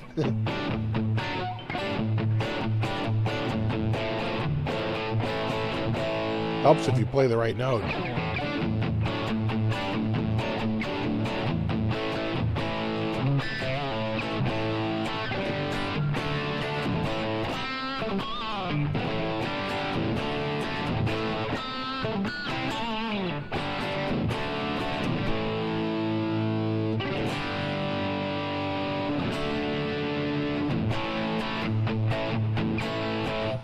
get a chicken wing pizza and a steak pizza, a cheesesteak pizza.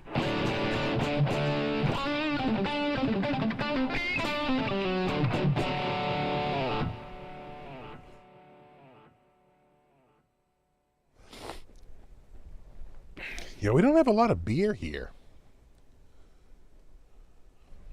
A little 7-layer dip, some fresh guac. That sounds good, actually. Some chips. Well, I tell you, we are loaded with. We have like 3 types of Mexican chips. I think they were doing a party or something. It's like, I'm not a big fan, so I don't know. But I swear we have like a lime chip, a plain chip, and some other type of friggin' corn chip.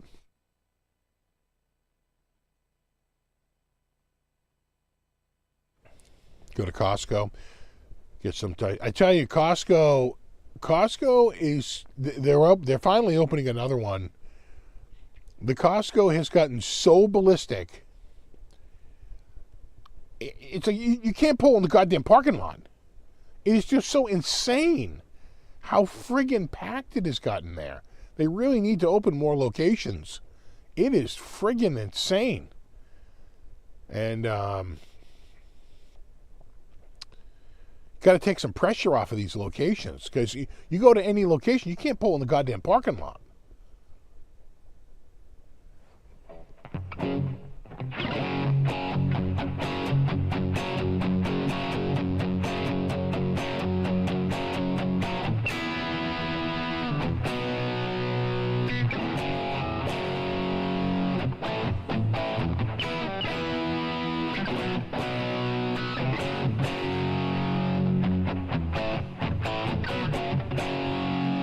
Costco and OKC, Costco and Denver.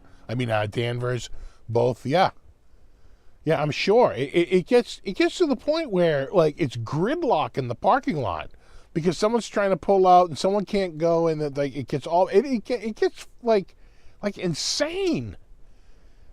And I was happy to get the hell out of there. My wife had to go pick up a prescription. I'm like, you really got to go on the mail order. Prescriptions, like I go on prescription because this is insane. We can't go here and pick up prescriptions. It's too crazy. So we'll see. They're opening up another one that should be about the same distance, but hopefully it won't be as crowded.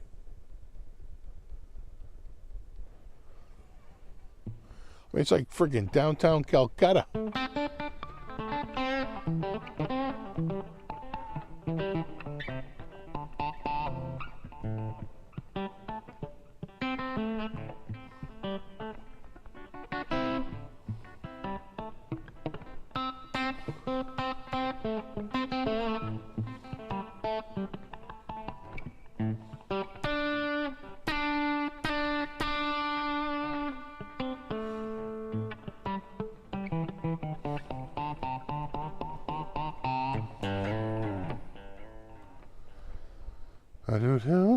The free sample people aren't fast enough for the crowd. I know, God. They need to get rid of the free samples. But, I used to go to Costco. The parking lot would be 90% empty. You could just stroll in there and stroll out. It's quiet. It's empty. There's no time when that's like that any longer. You say, well, go on Tuesday. It'll be empty. It's not. It's jammed. It's jammed from one end to the other. There's a line to get in the goddamn line to get in the parking lot. There's a line to get into the street to get into the parking lot. That's how, it's backed up 50 cars. Well, thank Desert Doug. I'm going to make the label show, but I really enjoyed it. Thank you. Thank you. Thank you, man.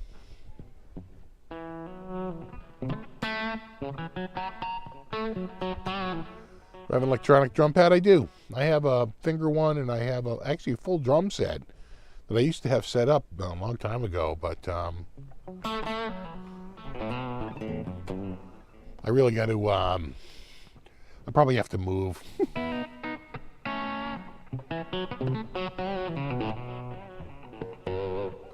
Be able to,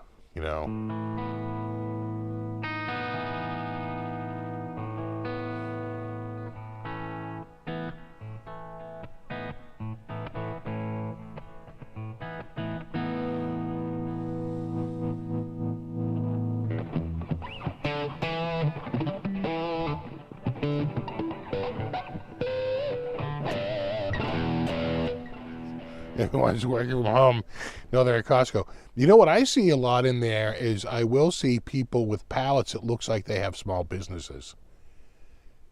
And I'll see them pick up like, a lot of what seems to be, those pallet carts covered in, soda.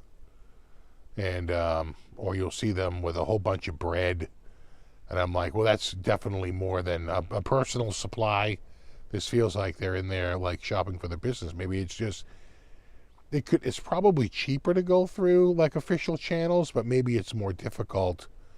Or they force the purchase of X amount or something like that. So for whatever reason, I do see them at Costco with seemingly stocking up for what I would say is a business or some sort of commercial use, because it's just way too much for a single person.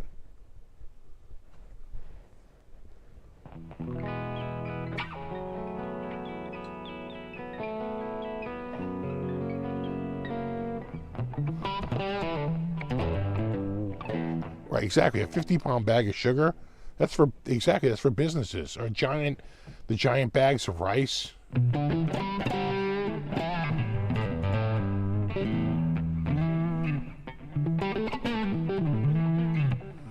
Costco's higher quality than any of the same size. Well, here's the thing about Costco, and I think what people love about them, they won't carry many different brands. Maybe one brand, maybe two brands, but the brands they carry, they're pretty good.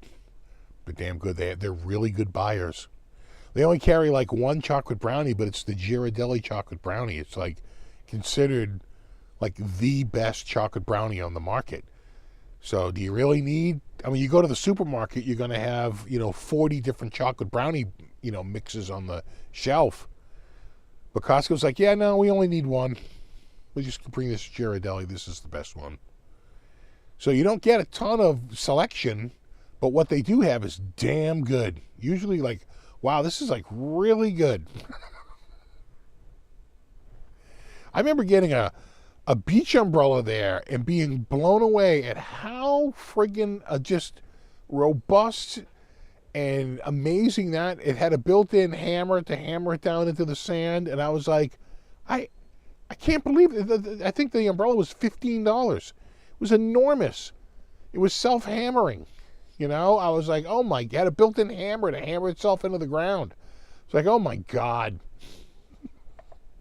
This is the middle position, Nelson.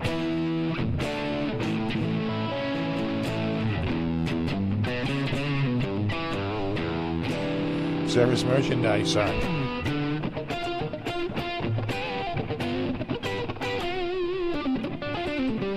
No, this is the Behave lead.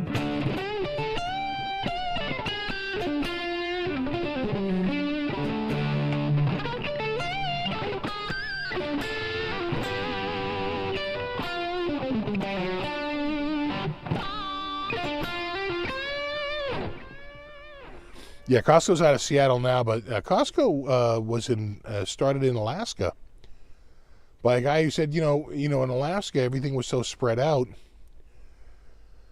People would go. It would take a long time. It was a big, long drive, many-hour drive to get to like the big store when they wanted to do instead of their local grocery shopping, which was very expensive. They'd go to the big supermarket, and they'd be buying like, a whole bunch of bread and a whole bunch of meat and stuff because they're only going to go there once every 4 to 6 weeks. And he said, you know what? Imagine if we just had like a wholesale place. And so Walmart was out. He started, I think it was called FedMart. And it was an instant hit. People friggin' loved it. They could go in there and buy a whole case of canned beans. And it was much cheaper, right? And he would just sell in bulk. And people friggin' ate it up because that's how they were shopping anyway. They were going there to buy up large quantities because it was a friggin' 6-hour drive each way or a 3-hour drive each way. And they didn't want to, they wanted, to stock up. And so it became, it became just like a huge hit. And they finally, when they got big enough and they were branching out into the States, they changed their name to Costco. Oh my God, Woolworths. Well, Woolworths was the original sort of like, old timey, like penny candy, like a thrift store. Not a thrift store. Everything was brand new, but you know what I'm saying? Like Woolworths was where you would go to. My God, we used to go to Woolworths for like so many things. Woolworths. Oh my God. But at the mall, Woolworths had a lunch counter and a breakfast counter. You could go there in the morning and you could get a 99-cent breakfast. It was crazy.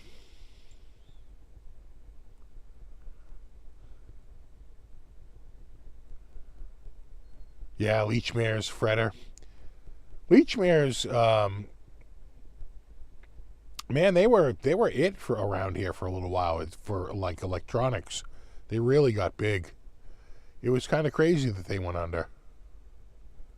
You would have thought that they would have, But then again, so did. The funny thing is, in came Circuit City and Best Buy, and put, Leechmare out of business. But then the next thing you know, Circuit City was out of business. They didn't last either. Yeah, Woolworths was the 5 and dime, right? Like sort of the original dollar store.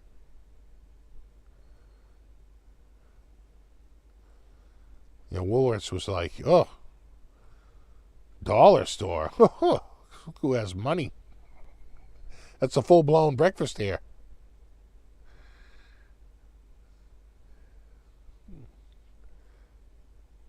Woolworths had fried clams. Oh, my God. The Clams Casino. Chef recommends.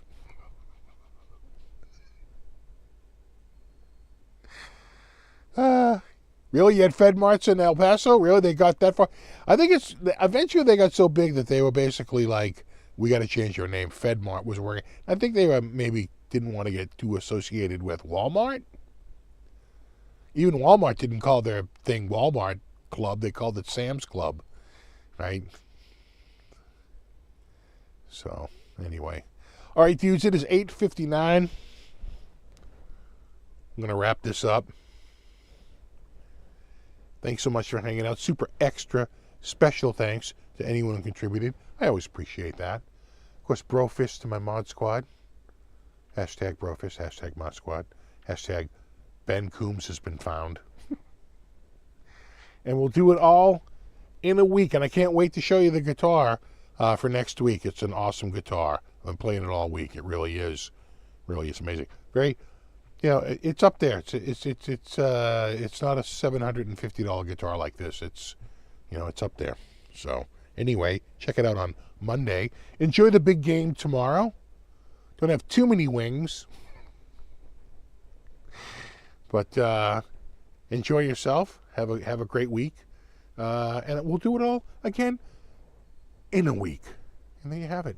No, you rock. All right, guys. Have a great week. See you next week. There you go.